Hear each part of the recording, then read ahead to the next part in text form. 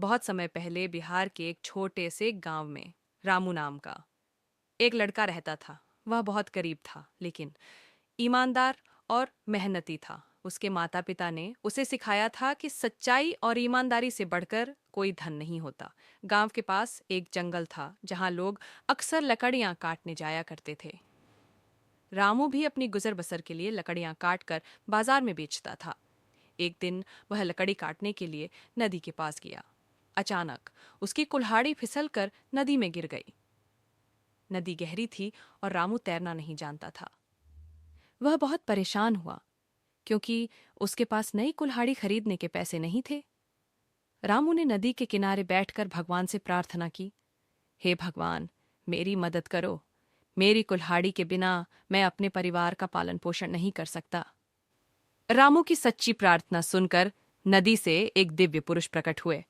उन्होंने रामू से पूछा, बेटा, तुम क्यों रो रहे हो? रामू ने अपनी समस्या बताई। दिव्य पुरुष ने उसे सांत्वना दी और नदी में गोता लगाया। जब वे वापस आए तो उनके हाथ में सोने की कुल्हाड़ी थी। उन्होंने रामू से पूछा, क्या यह तुम्हारी कुल्हाड़ी है? रामू ने ईमानदारी से जवाब दिया, नहीं, ये मेरी कुल्हाड़ी नहीं है। यह दिव्य पुरुष ने फिर से नदी में गोता लगाया और इस बार चांदी की कुल्हाड़ी लेकर आए। उन्होंने फिर पूछा, क्या यह तुम्हारी कुल्हाड़ी है? रामू ने फिर से सिर हिलाकर कहा, स्ली, नहीं, यह भी मेरी कुल्हाड़ी नहीं है। दिव्य पुरुष ने तीसरी बार नदी में गोता लगाया और इस बार लोहे की कुल्हाड़ी लेकर आए। उन्होंने रामू से पूछा, क्या यह तुम्हारी कुल्हाड़ी है?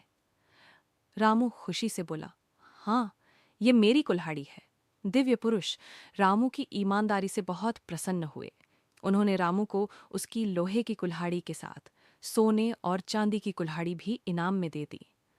रामू खुशी खुशी घर लौटा और अपनी सच्चाई और ईमानदारी से पूरा गांव प्रभावित हुआ।